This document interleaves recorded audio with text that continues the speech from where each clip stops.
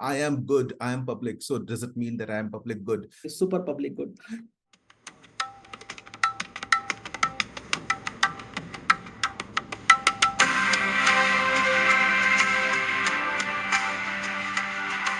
Welcome to the second episode of Policy Jam. I am Anshul and I have with me Soham here. So Soham, what are we going to talk about today? So we will quickly catch up on what we talked about in the last episode. And we kind of talked about, in very brief, some of the key building blocks of our discussion and of how to really think about policy making. We want to just double click on that because it kind of is an interesting idea, and those ideas, when you bring to India, there's a lot of confusion about it. For example, public goods. What is the meaning of public goods? I am good, I am public. So does it mean that I am public good? So you get the idea. So the four ideas or the four sub ideas that we talked about are market power, information asymmetry, externalities, and public goods. What are these? These are four forms of market failure where, when it happens, government should step in. Full stop. And conversely, only when these happen, government should step in. And when they don't happen, on principle, on paper, government should not step in. Yeah. So the idea is, we want to just discuss these four ideas a little bit in detail with a little bit more tangible examples, if I may say so, and take it up from there. Because once we set the foundation of when should the government interfere, we will then go into how should the government interfere. So this is how basically the structure of our discussion and the overall overview of this entire episode is structured. Yeah. Let's go. So shall we start? All right. So market power. Market power really, in essence, means that there is a presence of monopoly. Now, that's a different matter because we in India have leaned hard towards monopolies. Government itself have been the source of many new monopolies before the 1991 LPG reforms. LPG as in liberalization, privatization, globalization. This is colloquially called as LPG reforms. Government have created new monopolies, whereas governments on paper, at least ideally, should be breaking monopolies. Now, the problem with monopolies is that when there is a monopoly, the customers do not really have a choice of alternatives. They do not have a choice to opt for a better alternative. Now, who wins? Obviously, the incumbent wins. The company who has a monopoly wins. Hence, Peter Thiel always said that the best kind of a business to have is a monopolistic business. Of course, he meant in a different way, in a competitive sense of the word. But the idea is entrepreneurs will always love to have monopolies. It allows them to charge more, have higher margins, invest little on their own cost cutting and making themselves sufficient because, hey, there's a competition. So what should the government do at that point of time? The government should basically realize that there is a lack of choice in the market in regards to a particular good and allow further and more competition. That means there is a need to intervene in terms of a newer policy, re-look at the policy. That's one thing. Of course, we in India have gone straight ahead into creating BSNLs and preventing external competition from providing the services. We have, for a longest period of time, the only banks that we had were government banks. Are they monopoly? Of course, they are monopoly. But they're even worse. Monopoly without an explicit mandate to serve the customers. Any way in a monopolistic setup, the outward focus, the rabid fanatical focus towards the customer gets diluted because, hey, there's no competition for my customers to go, and there's no competitor to steal my customers away from me. So that customer focus gets diluted. But when the public funds are used to create monopolies, the entire setup, organizational setup, becomes a kind of a lethargic, non-dynamic, non-producing deadweight kind of a thing. And that is something that government should really stay clear of. As a result, if you and I are kind of thinking, then we are exactly on the right path when we say that. Does that mean that we should actually open up all the places where there's a monopoly, state monopoly? Yes. So Coal India should be privatized completely. The rights on mining should be privatized completely. So that is basically the handle on this concept, actually. That is how you can manipulate this. That is how you can basically make sense of this concept. Takeaway: the state should not be creating monopolies, but rather changing policies or intervening in the market failures so that the monopolies go away. All right. Second part that we want to go forward with is information asymmetry. Anshul, you talked about Lemons and Akerlof's research actually in quite a bit last time. But I want to double click on this again. I think Can we imagine more? A bit more about it, because what I remember is that part was edited out from our last episode because the episode was stretching too long. So I just I see. Flipped it out. I see. Maybe you I see. Yeah. So the idea is whenever there is a situation where the buyer and seller does not have the access to complete information, a proper deal or transaction doesn't really quite happen. The consumer may be overstating the risks, and conversely, the seller or the producer may be understating the risks. There's a case of used cars where the seller knows about the in and out of the car that he's selling, and the one who is buying doesn't really know the in and out of the used car that he is buying. Now, this is a unique case where information asymmetry can prevent a transaction from happening.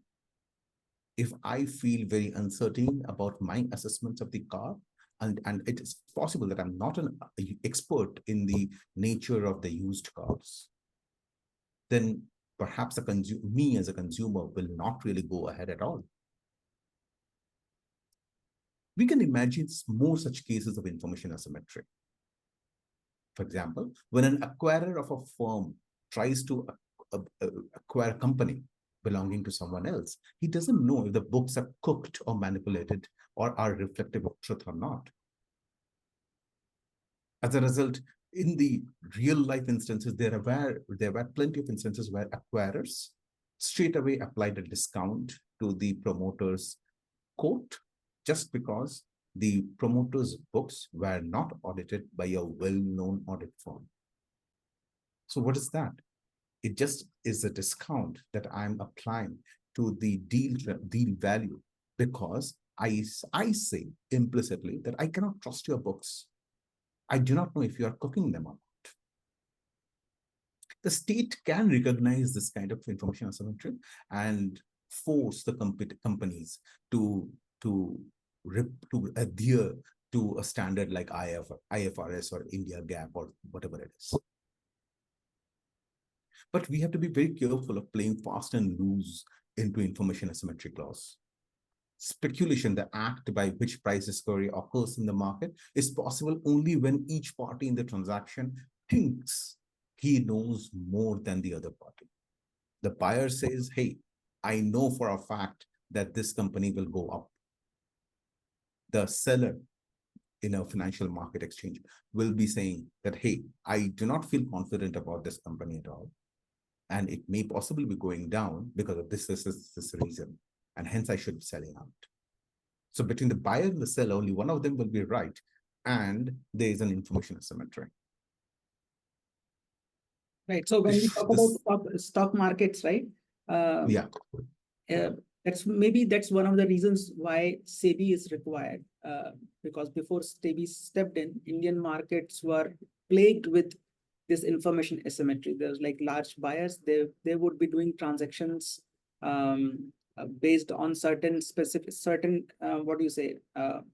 priced information, which only they have, and they will take the retail investors for a ride. So that was probably not a typical market transaction where both the parties are privy to the same information. Maybe that's where a case for intervention of the state in form of a regulator makes sense, right? That's right. That's right. But in the case of India, it was a little bit more complex because before SEBI stepped in, there were a lot of problems in not the transaction per se, but all the meta issues around transaction. For example, at that point of time, physical shares were exchanged. There was every now and then there were cases of fake certificates being used to finance a transaction.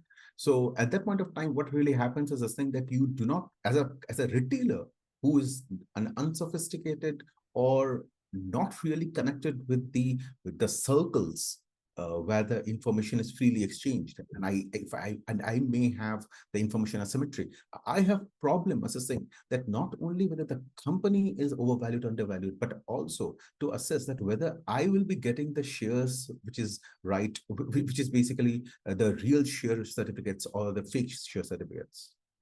There were other issues as well. For example, there was a completely unregulated Badla system, which acted as a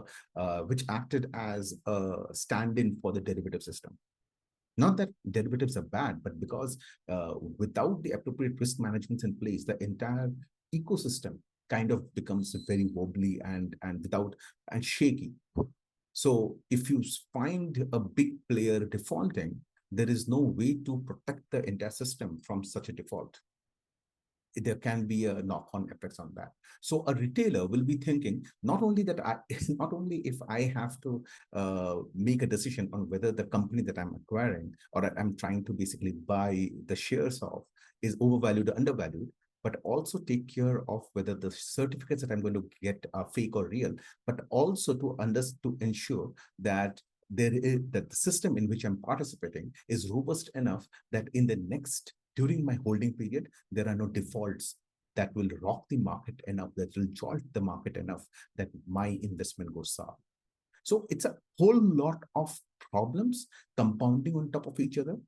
And in these particular cases, you can remove the systemic problems, but at the heart of a financial transaction, there's an information asymmetry. And people understand that there's an information asymmetry, but they overcome that and still do the transaction. The government should be concerned with only those cases where the information asymmetry is so high that the voluntary transaction doesn't occur at all. And it is possible. For example, a bank and a bridge builder, let's say, an infrastructure guy.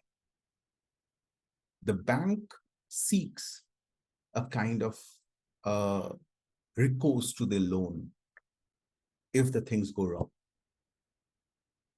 The bridge builder knows that he doesn't quite really have the right to put his bridge as a collateral to the bank because it's under build operate transfer agreements. Further, the bank may be trying to adjust for the interest rates as per the risk of the infrastructure guy. However, the infrastructure bridge builder is bound to keep the prices of tolls at a certain level. so that he can recoup the investment, and this prevents him from a higher interest rate payments. So there is basically a problem where the transaction doesn't really quite happen, because what the bank seeks and the bank is getting, there's a huge gap between. So in those cases, the government kind of steps in and ensures that a viability gap funding mechanism is set up, so that the bank and the bridge builder can both access each other's market of funds the way they seek to, if that discrepancy was not there. So this is in terms of pure economic terms, but it can happen also in terms of information, actually. The used car example that we were talking about is on the used car asset, is on the information side of things, or the buying and selling of companies as such. It's on the information side. So the government can step in and bring in some interventions so that the transactions happen without much friction. So that's basically the long and short of information asymmetry. Yeah, in one sense, when we say used car market, even stock market is like a used car market because it's a secondary market. Yep. So that way, it's a good analogy to think about that, right? Yeah. Right. So what do you have to say about externalities? Right. So we talked a bit about externality. So we said there are two types of externalities. One is negative and one is positive. Of course, negative externality is a simple example is air pollution, right? Given it to the free markets, the profit maximizing factories, they will maximize their profit, and they will go ahead and produce as much pollution as possible because they don't have to cover the cost of it, right? So but before I get into externality, one more thing which I thought would be interesting to talk about is the whole idea of market failure. It is actually absent from the public discourse in India. Yep. And interestingly, in developed countries like US, forget about being absent from public discourse. People know about it. In the academic discourse, the political discourse, the market failure is not only present, but it's actually codified in their law book. Indeed. Right? So indeed. Their policy decisions, even if somebody comes, a new policymaker comes in, first of all, you expect him to know about this basic fundamentals of market failure. Even if he doesn't know, he has it in the rule book. So it is enforced by rule, it's codified. That's very important. Yeah. I think we are far up from there. Now, coming back to externality, right? We said in case of negative externalities, the profit-free market agents, profit-making agents, they will go overboard, and it will create a negative externality. But in positive externality, I think we did not drill down too much on positive externality last time, so probably I'll speak a little bit more about it. One very good example of positive externality is urban transportation. So one of the reasons why cities are harbingers of economic growth is because of the dense city, the dense population, the dense density of the people, the ideas, the connections, the network. That's what makes a city, a hub of economic development, right?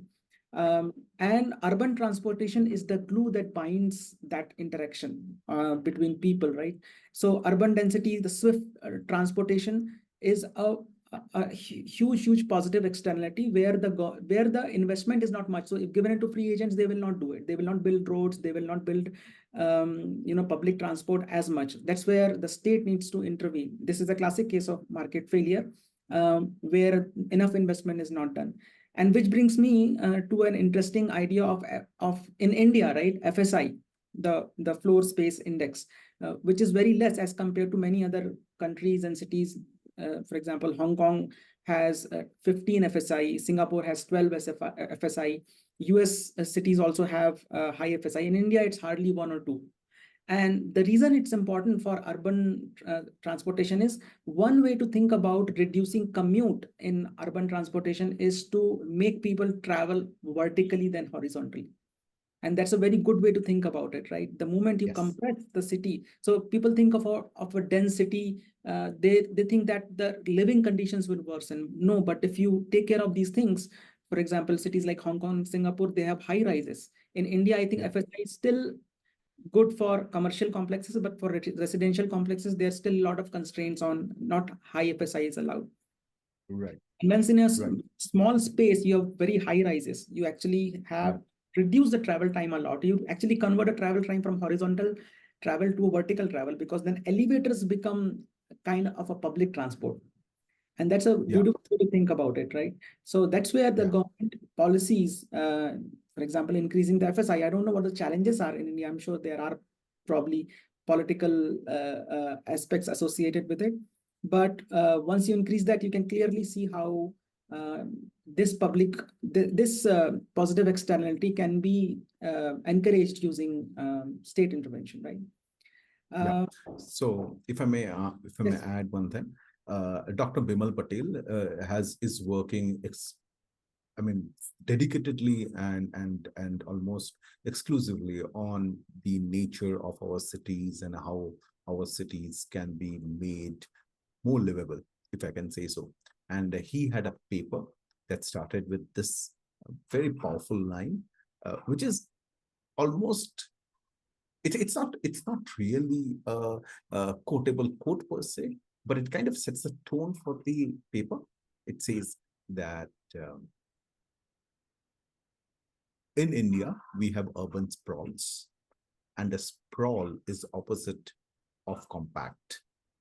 So it kind of struck me in a very different way, because it really kind of implied that while we keep complaining about urban sprawls, we fail to understand that the cause of the problem is not that it is urban, but rather it is a sprawl. That is, it is not compact. Yes. And not compact in the sense, the way you say, that people should be traveling horizontally and vertically, but vertically more. And in my opinion, say, for example, if you have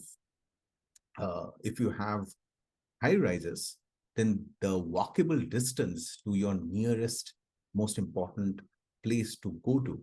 If I wish to go to the movie theater, or I wish to go to the hospital, or if I wish to drop my children to the schools, I do not really have to take a car out, because it's compact. I may be just able to walk to those places, thus reducing the traffic, thus reducing my own commute time, and thus increasing my own health by making our cities walkable, and overall raising the livability of the city. So it's an idea to consider very, very seriously in our Indian cities. Right. So yeah, please, over to you, Antrim. Of course, then it will, once you have, so you can actually imagine dense cities with clean air, with no pollution, right? Because then that's why it well connects with the idea of then public transport, and then, yeah. And if I may add one more thing, because it is dense, it leaves a lot more space around those densities. So you can actually use them for green forestry and urban afforestation. And you may be having even urban forests for you to chill out during the weekends. And we will not really have to go to the malls, but rather we can go to the urban forests. So yeah, that's vision. Great. So the second thing I wanted to double click on was the idea of public good. And public good, of course, clean air, environment.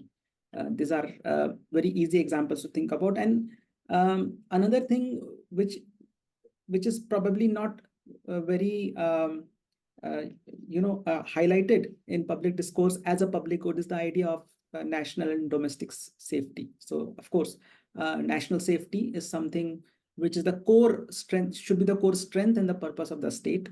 And of course, the domestic safety, the internal law and order, that's also a public good that the state needs to invest in and take care of it. You can't expect private players But to a certain extent, because the state is not able to do, the government is not able to do, a lot of people are actually buying this public good from private players. For example, when you have a security guard at home, essentially you are solving a public goods problem by buying a private security guard, right? So the distinction between this public good and private good, I think very well, it will become more clear if you think about the healthcare and the public health issues in India, right? In India, according to one statistic, 70% of the people actually buy their healthcare from private players. Now, when we talk about when the public discourse says that the government needs to provide healthcare, what essentially it means is that the government should be responsible for public health, because public health in reality is the real public good. And the definition of public good we saw last time was that it should be non-rival and it should be non-excludable. So when we talked about safety, when there is a domestic safety, when let's say women feel safe in a city, it's a public good. When a new woman enters the city, by default, she will enjoy the advantage of that. She will enjoy that public good, the feeling of safety. So last time we talked about the example of Singapore, where street lights increase the safety of the sense of safety for people and for women. And one good example, I think, bringing example of policies will probably make this conversation more real.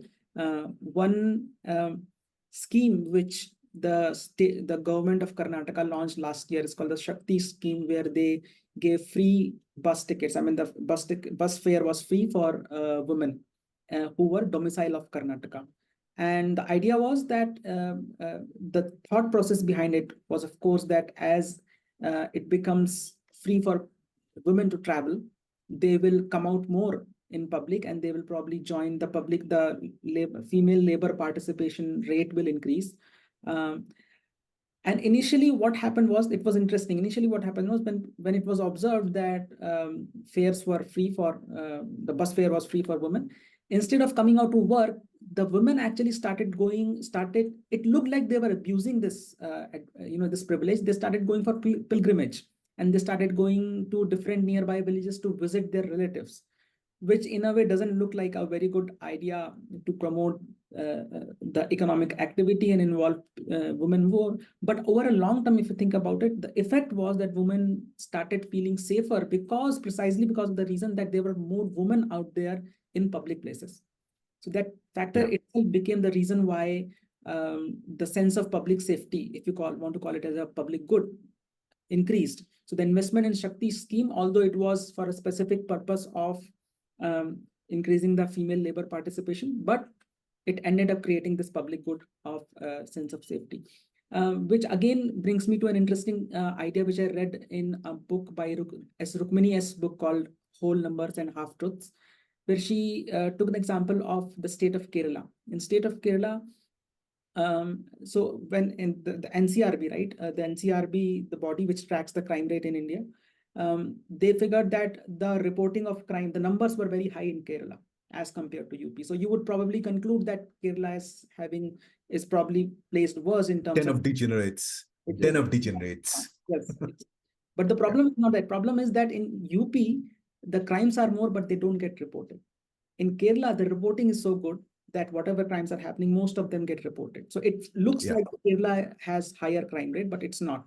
And the reason the crime get reported more in Kerala because there are more women in the police force. So the victims, when the victims are women, they feel it's safer to go to approach a woman police officer and report the crime which has been done against them. So that way, if you that how this public good of women's safety has repercussions and across different domains. Yeah, if I may add one thing, so positive goods, so public goods, have this, as you just mentioned, it's a non-rival, non-excludable thing. And specifically in the healthcare side of the things, so there is a difference between a hospital bed, an oxygen tank, and clean air. So think about it. If I am using or misusing a hospital bed for any reason, let me say I have money to burn and I am booking an hospital bed just because I feel like it. Anshul, Which you, happened a lot in when you, COVID. I remember people were indeed, actually indeed, booking their, even though they did not need it, they were just booking their beds. absolutely. And it was basically, it acted as an insurance for them. I do not need it now, but you know what? What happens if I actually need it tomorrow? So the point that really happened is this thing that, or rather, it can happen even now, that because I'm blocking a hospital bed, until when you fall sick, you'll not be able to use it. So the point that I'm trying to bring out is, it is a rival in nature. Yeah. But think from the perspective of the one that you talked about, public safety or clean air for that matter. Yeah. So public safety and clean air, I cannot stop a woman from feeling safe. And I cannot stop a newborn baby from breathing clean air and benefiting from it. Non-excludable, it means that I cannot, sorry, I explained the non-excludable part of it. That is, I cannot stop someone from enjoying it. The non-rival part being, if I'm a woman and I'm feeling safe, it doesn't really mean that your safety has gone down. Right. If I am a person who is breathing clean air, that doesn't mean a newborn child, doesn't have access to clean air. But think about a loaf of bread. A loaf of bread from the shelf, if I'm using it for my own personal use, someone else has less of it. So the idea over here is that it is important to understand or rather identify the non-rival, non-excludable part of the equation. That's one thing. The second thing is, as you mentioned about the Shakti scheme, let's be honest. I mean, perhaps the political leaders also didn't know that it will have such knock-on effects. Yes. But because the effects are deeply sociological and anthropological in nature, and we in India have very proudly sacrificed our sociological and humanities studies as such down the drains actually over the years. So no one was there to kind of design this kind of intervention. I mean, I think the reason for that scheme was electoral politics, the women vote. Yes. But then I would see angle. I think it made sense that it had unintended positive consequences. Exactly. That is the right way to put it, that it was an unintended positive consequences. But my point is this thing, if I'm a male, I do not really feel necessarily safe because there are more women. But if I'm a woman, then I do feel more safe because there are far more women. And there's a very important insight to have actually, because it does have positive externalities, but perhaps it is not really a public good per se. But of course, the law and safety and the sense of safety is always a public good. So yeah, over to you. Right. Yeah, so that key distinction, so you took the example of hospital bed. Before that, one interesting thought on this is that we said women's safety is non-rival. In fact, I would like to argue that it's not only non-rival, it's actually anti-rival. By that, I would like to bring up anti-fragility, right? So it's not only one woman's safety not only not reduces other women's safety, but it actually increases it. So I agree. Safety of one woman has it's like a reinforcing loop, right? Absolutely. So absolutely causing it the safety. So one woman's sense of safety is increasing other women's safety. So that way, maybe a super public good. Perhaps, then that really makes us think that perhaps the unsafe cities can be made safer just by giving incentives for women to get out of their homes more. And perhaps there's a research hiding over there where we can basically correlate and regress how much the women are confined to private spaces vis-a-vis the safety of the cities or towns. So yeah. So in the space of healthcare, we said, there is a healthcare and there is a public good. Now, when we talk about private house, so I said 70% of the Indian population, buys healthcare from private players. Now, specifically taking, for example, if we talk about, mosquito control. Now, mosquito control is a public good, as in public good would be to invest in mosquito control so that a healthcare problem will get indirectly solved, because you will have less cases of malaria and dengue. Me not having malaria doesn't stop you from not having malaria. So yeah, it's a non-rival and non-exclusive. Right. And because the state is not good in controlling mosquito control, they are not good in controlling the breeding of mosquitoes, we have the healthcare issue of malaria and dengue, which people end up, and to deal with that, the state has no capacity. An interesting trivia which I learned was that around 70s and 80s in India, the problem of malaria was actually solved up to the extent of 80%. The malaria cases had come down by 80%. And then for whatever reason, the state lost on it, and slowly not only malaria came back, but the vectors, the malaria vector, the mosquitoes, they actually became vector for other diseases like dengue. So, and US had successfully solved this problem of malaria in late 1900s. There is a wonderful video, probably I'll link it to the show notes, where Ajay Shah talks about how US solved this problem of malaria. And it was very counterintuitive. I mean, in our apartment society, I see the society maintenance staff, they every 2-3 days, they roam around with that fogging machine for killing the mosquito. And that's in the region of health care, right? It's not public. I mean, killing the mosquitoes, but you're not stopping the breeding of mosquitoes. So anyway, that is one good, good way to build an intuition about what is a public good and what is a private good. So healthcare is a private. Government should not interfere in healthcare, but they should interfere in creating public good like mosquito breeding.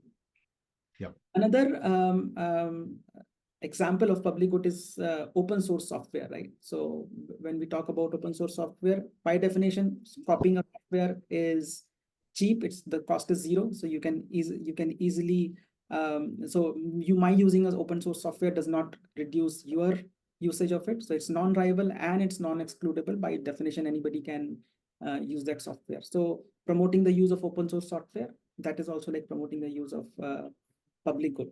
But the moment now here there is this confusion between one idea from the economics is that the moment you make private player, the moment you bring incentives for private player to benefit or make profit out of it, and one of the ways to do that is the whole idea of patenting and IP rights. By when a private player takes an open source software, makes it private, maybe does a small modification on it, and then files a patent on it or makes an IP, protects it under IP right, it creates incentive for them to make money out of it and maybe innovate. But the way whole open source movement has come out, it has kind of gone against this philosophy of privatizing a software. So of course there is a tussle between how do you drive innovation, at the same time how do you incentivize the market players to continue innovating. But in open source space, even without the classical economist or market forces, absence of market forces, still a lot of innovation has happened. So that's a good example of public good. And I'd like to close. I would like to maybe last example that I want to use in the context of public good. So yesterday I had gone to a temple with my mother. They had some puja, and they had to tie. The ritual of that puja is they had to tie a thread around a banyan tree, right? So there is a temple nearby my house where they have a banyan tree, and every year people go there for this particular puja. They tie the thread, they do their ritual. But recently, in last 1 or 2 years, there is another banyan tree which used to sit right in between a bus stop and sometimes people would go there also and perform their puja, but it was kind of a public good because that's a bus stop, and then the government has kind of created a boundary around it. They've created cemented area, people can sit and do puja, but still it looked like a public good. People, government trying to use that area as a public good to facilitate people. And temple in that sense is somewhat a private good, because then they have a gate around it. It opens society teams. It is managed and cleaned and maintained by the temple staff. And there was a clear, I could really see that temple, that temple being if you think about temple as a private good, the facilities inside the temple for that puja was far, far better than this public area, although it was open to all. But still, it was not so clean and it was not really manageable. So of course, the crowd were less there. It is although free to go inside a temple and do the puja, but still, to some extent, it looked like a private good to me because it was managed privately. I don't know how to classify this or how to think about it, but can I? Interesting. Can I add over one thing over here? So Eleanor Ostrom, I don't remember, in 2011 or 12, won the Nobel Prize for this, where she explicitly talked about the resources and how are they governed by the communities. So for example, if I am a pastoral community, then how do I regulate the access of a grassland which is being used by my cattle, and basically grazing, like you can do overgrazing. So how do you govern that? Right. So in my opinion, a temple is basically, I cannot use the word community good, but it is governed by a community. And as a result, the community comes together to invest in its infrastructure because the community gets to enjoy it. So there is a common value consensus building over there, and they are able to do it over there. I think to a certain extent, the RWA is the Resident Welfare Association, that our state tried to do it, but failed miserably. WAS could have basically evolved into such a situation where Resident Welfare Association comes together to kind of, invest and build infrastructure for itself and things like that. Right. So that's one thing. That's one thing. Can I leave with one zinger actually, because economics? Because I was listening to Montek Singh Ahluwalia's podcast on Shruti Rajagopalan's Ideas for India, and he kind of was mentioning that for every economic theory, you can equally bring another Nobel Prize winning economist who disagrees with it. So it is not an exact science, but I'll just leave a zinger to it. We kind of discussed that market failure, and specifically in the context of public goods, the government should step in. I just recently had the chance to listen to Javier Milei talk in Brookings Institute, where he is basically the new president of Argentina, and he was an economist, and today he is a kind of a hardcore libertarian president that Argentina needs and has got. So Javier Milei was a teacher, was a professor of economics before this as well. And he kind of mentions that we kind of think that market failure implies that government has to step in, but take the case of lighthouses in US during 18th century or 17th century or something like that. So lighthouses are like the street lights, but for marine pathways. Yeah. So now they are public goods in that way. But he says that all the lighthouses were made by private interests. So it is not that the market cannot work and supply public goods, and that is how the tradition has been done. And that is his contention. I am not here to judge whether he's right or wrong. I'm pretty sure that there'll be this discussion has been renewed on whether what is public good and private good, and is it really the way Javier Milei is putting it. But I just wanted to leave it with a zinger. It has been a recent one. I think we can put the show notes down. It is in Spanish, but there are very clear English subtitles for us to kind of understand.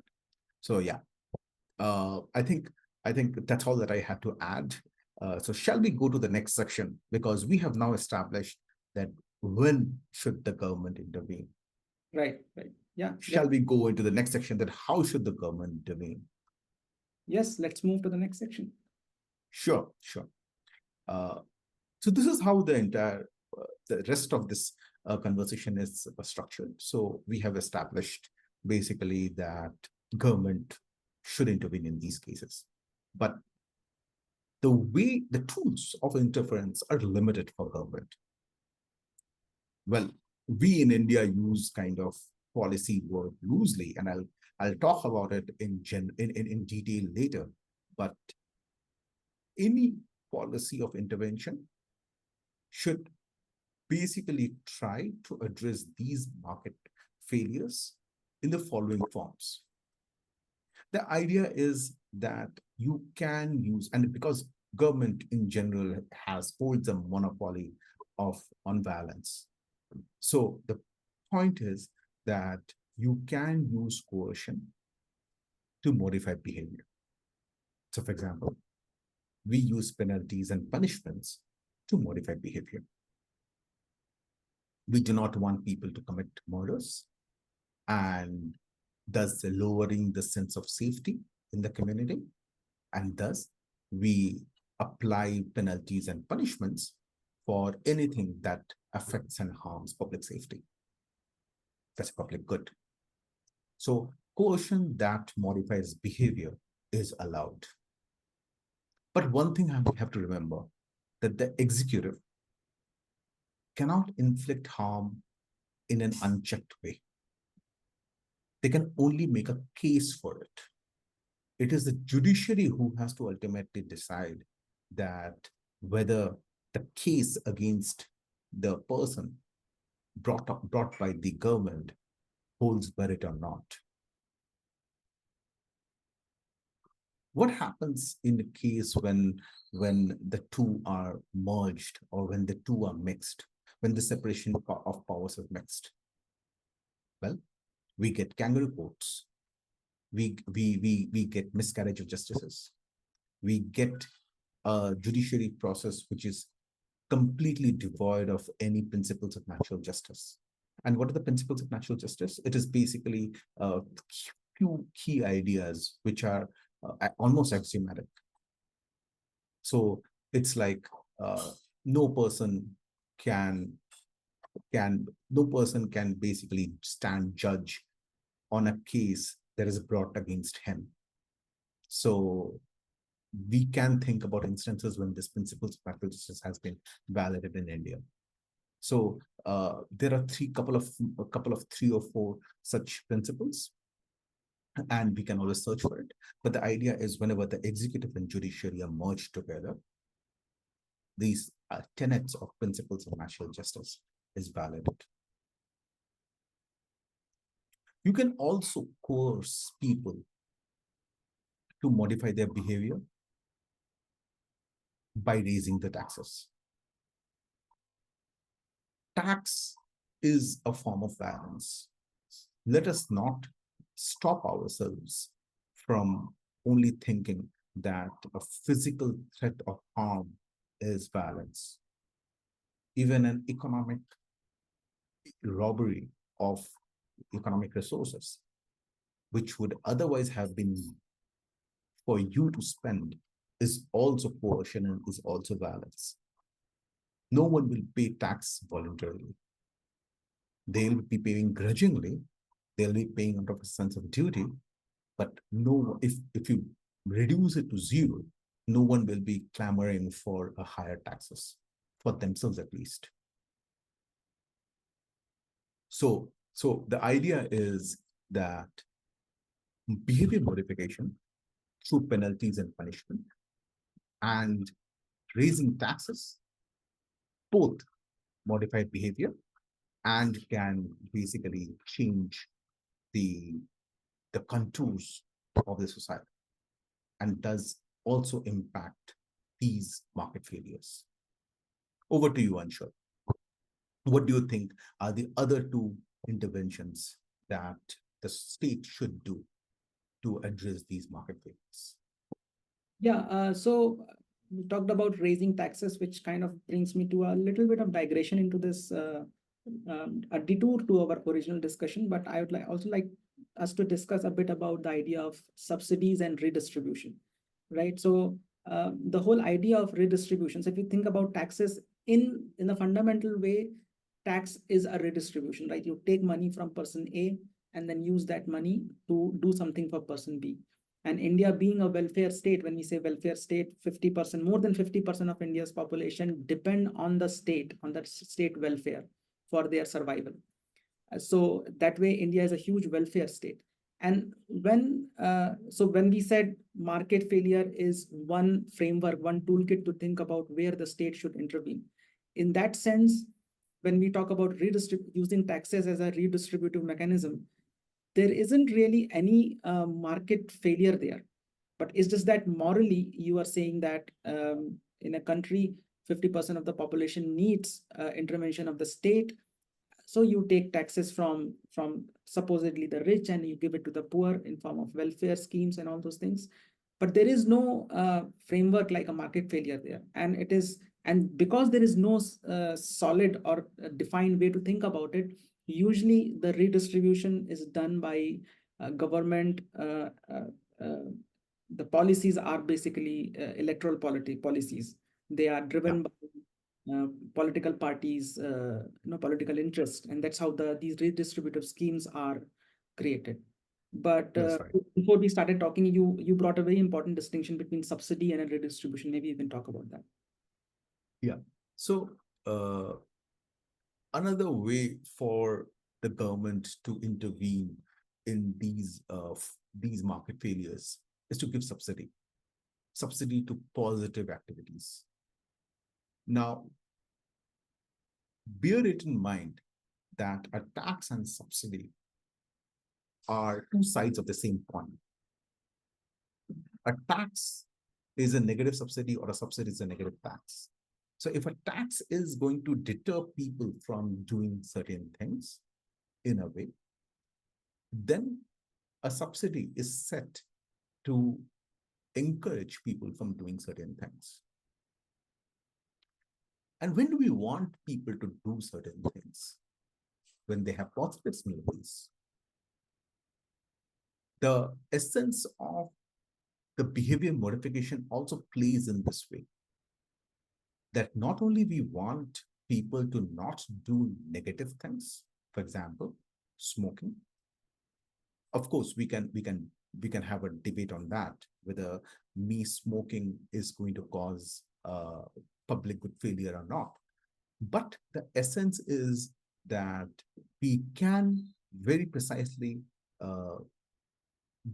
identify cases of R&D, scientific research, where me doing that action is going to create more and more scientific knowledge for the society, and thus create positive externalities. The negative externalities, whatever it may be, can be fixed in a limited way by raising the taxes, and those taxes are called Pigovian taxes in the economic parlance. Now, we must draw this line that subsidy and redistribution are two completely different points. A subsidy is precise and pointed and has a rationale in terms of what activities do we want to encourage. A redistribution is, I feel that the social justice angle has to be taken care of, and hence I'm spending the money on. I mean, no one thinks, but say, for example, and it has happened actually, we had a very bipolar kind of a tax structure for our corporate system, where the cottage industries attracted zero tax, and once you went into organized sector, you suddenly got very high tax rates. So that kind of warped the entire ecosystem to have the cottage industries stay cottage industries forever. They failed to ever make the transition from a cottage industry to a organized sector and a full-fledged modern firm. What was the reason? Because we considered that these people need protection, these companies need protection, these firms need protection, and we gave that redistribution in terms of a completely bipolar tax structure. So the idea that I'm trying to bring out is subsidy and redistribution is different, because a subsidy is trying to encourage some positive behavior. A redistribution is a kind of a shotgun, or rather a spray gun, which kind of is untargeted and is usually born from a sense of ethics or sense of morality or sense of pity, or I do not know what else to call it. Often redistribution creates knock-on unintended consequences. So yeah, Yes, of course. over to you. Yeah, redistribution, the biggest problem, at least in Indian context, is even let's say you decide the right way, how much, let's say you figure out how much you want to redistribute, who do you want to redistribute to, but then how do we ensure that the intended beneficiary actually receives that benefit? Yeah. And that's where the whole idea of government failure comes in, right? So yeah, distribution is not just failure of the big part of redistribution is failure of government to actually end up doing the right distribution, whatever they've decided. The state capacity, fundamental issues. Yeah. So the idea that we were kind of talking about is the redistribution and subsidy, and you were onto something. Okay, yeah. So so that's why I wanted to bring the point of redistribution in the context of raising taxes. But yeah, so what other ideas you have, Soham, for the behavior modification by state? So we have basically talked about the coercion that modifies behavior through penalties and punishment, raises taxes, or encourages changes in behavior by subsidizing some positive things. A fourth way is that the state actually, does that work. So, for example, I step in and set up something to get the problem solved. So it can create utilities. So, for example, I can invest in water utilities, or I can do certain activities so that till market doesn't respond, people do not go unserved. And a related way is basically the act of keeping a police force or standing army is a state activity where the state does it. Yeah. So the idea is, in essentially the public goods aspect of the angle, the state should do it. So whenever there is externality, the state should subsidize for it in a targeted way.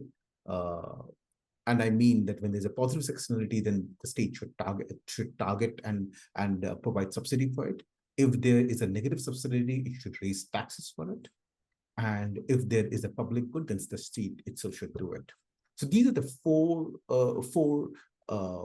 main interventions that a state can do. It can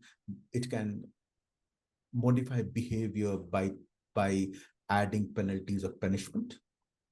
It can raise taxes. It can offer subsidies, or the state does it. Yeah. So the point is this thing, that these four channels are not unregulated. They're not without their own constraints, because these are very, very massive powers. What prevents a state from becoming a fishmonger or a kind of a kind of a wheat grower or that kind of a bread seller? What prevents a government from raising taxes infinitely just because it cannot manage its money properly? Or for that matter, what prevents the state from having cruel punishments like beheading or public flipping? So the idea is that all these all these channels of coercion or all these channels of intervention can only be done in two ways. These instruments, all of them have to be approved by legislature. Executive, in an ideal liberal democracy, executive should not be able to kind of make up rules on the fly and execute them, punish, make a case for against an individual and punish them on their own. So the lawmaking side and the execution of the side should be separate and should be done by legislature. When I make a case against an individual regarding their violations, I cannot judge them, or I cannot be the judge in them, and I cannot basically prosecute them on my own. I have to bring their case to the court for the judges to decide.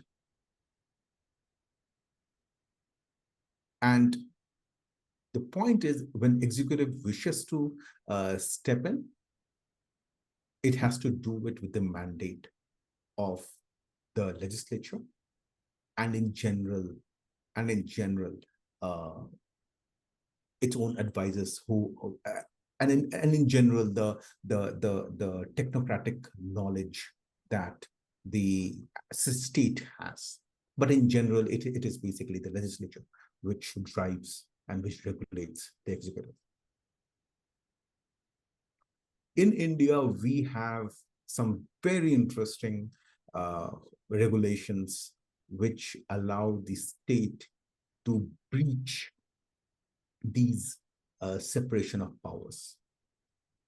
We have Article 73 of Constitution, which allows the executive to step into the domain of legislature and make laws as they wish to. Section 102 of CRPC allows the police to raid an individual's home in search of an evidence if the police suspects there is an evidence or an offense being created or being done. These are sweeping powers.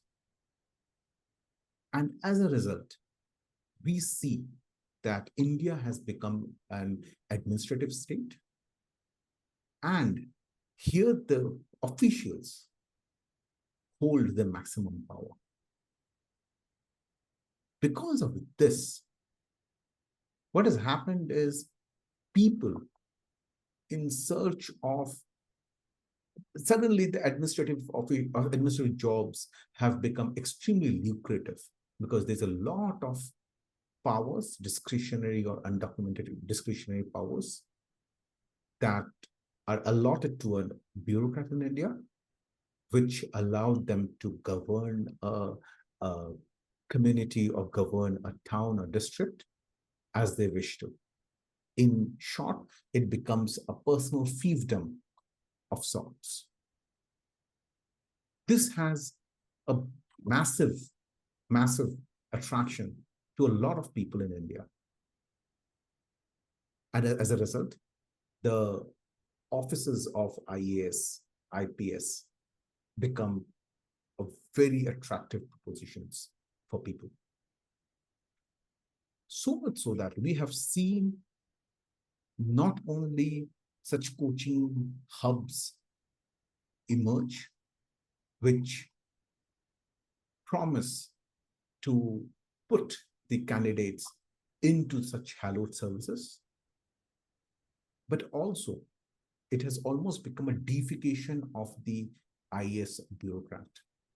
So much so that the sleeper hit of the last year was a movie called 12th Fail about how a person had kind of overcomes all the problems of his life, not to become a rich, but to become a IS, but to become a IPS officer.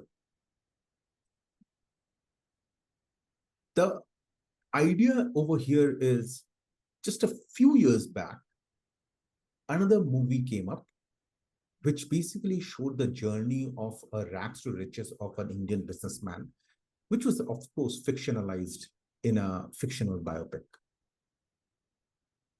How the times have changed, that today we are actually celebrating the rags to bureaucrat journey of a person.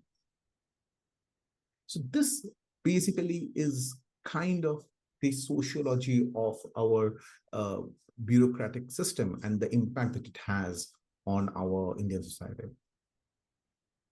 This is a very limited, naive way of seeing things, and I do not claim to be an expert sociologist, but it is hard not to miss the parallels. In India, after suffering from the long years of colonialism and socialism, we have become a kind of power devoid. Our extremely centralized top-down system of governance has robbed agency from our own citizens. As a result, we chase those places, those careers which offer a semblance of immediate power, and be what better than bureaucracy and in an administrative state. Having said this, Anshul, I will just touch upon one idea loosely, that in India, we use the word and term policy very loosely. We have got something called national map policy. We have called national food processing policy. Often these are essays written by their individual ministries with lip service of, for example, the government, India, for example, we should focus on raising the proportion of food processing in India from X percentage to Y percentage. Or we should have digital maps for every towns and cities and things like that. Usually these essays and documents are not going to really bring out real systemic changes. The real systemic changes often happens because the impact of one ministry, the actions of one ministry impacts that of the another ministry. And taking a very holistic look at these actions and schemes is basically what a policy solution, a policy framework tries to work through in real life. For example, in India, you have Ministry of Coal, which is also related to energy, as you have Ministry of Petroleum, which is also that of ministry. And then we have renewable energy, which is also of energy. Then, of course, you have Ministry of Commerce, which kind of regulates the taxes on the imports and exports. My question is that if we are trying to build an energy secure India, do we work in the silos like these ministries will tend to, or do we take a holistic view and not only bring together the apparent ministries, but also those which are not intuitively, which doesn't intuitively strike us as part of the overall problem. For example, taxes. If I raise taxes on the import of solar panels from a foreign country, that kind of impacts how fast I can have my own solar farms go live in India. And that impacts my energy security. Conversely, if, say, for example, if I am manufacturing solar cells in India, and that is a part of the Ministry of Commerce, and I wish to export these solar cells, because Ministry of Finance is playing fast and loose with the exchange rate. The exchange rate is overvalued. As a result, my exports are uncompetitive. So the idea is that often it takes technocratic inputs to kind of take a very holistic stance and look at these pressing problems, not from the perspective of individual ministries, but from a holistic point of view. For example, if I need to kind of if I need to kind of think about food processing, why exactly am I really looking at one industry per se? Often the reason is because I want to increase, at least in this case, I want to increase farm income. But when we try to look at farm incomes, we should not be only looking at one small piece of the puzzle, but rather we should be trying to solve the entire three-dimensional set of problems. Sorry for that. Three-dimensional set of problems that a sector faces. So that is basically what my talk, that is basically what I had to say. Anshul, what are your thoughts on this? Yeah, that's I don't really have any additional insights on this, but it was a good overview of the state, how state actually can change behavior and what it actually ends up doing in India.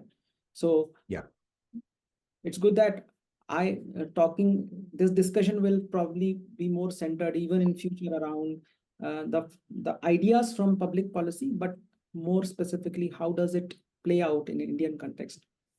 Yeah. How is playing out and how it should ideally happen. So I am looking forward to learn a lot through these discussions. Same here, same here. The honor and pleasure is all mine. Great. So probably that brings us to the end of the second episode. We'll wrap it up here and we'll come back in the next episode with continuing on our public policy discussion with another few new sets of ideas to learn and probably promote the whole idea is to promote the public discourse, get more people involved, get more people get more citizens thinking about more about policies than about politics. But of course, no policy without politics. And more about policies than personalities. Right. Great. Yeah. All right. So see you, Soham, next week again, maybe sure. very soon. Yeah, absolutely. Bye-bye.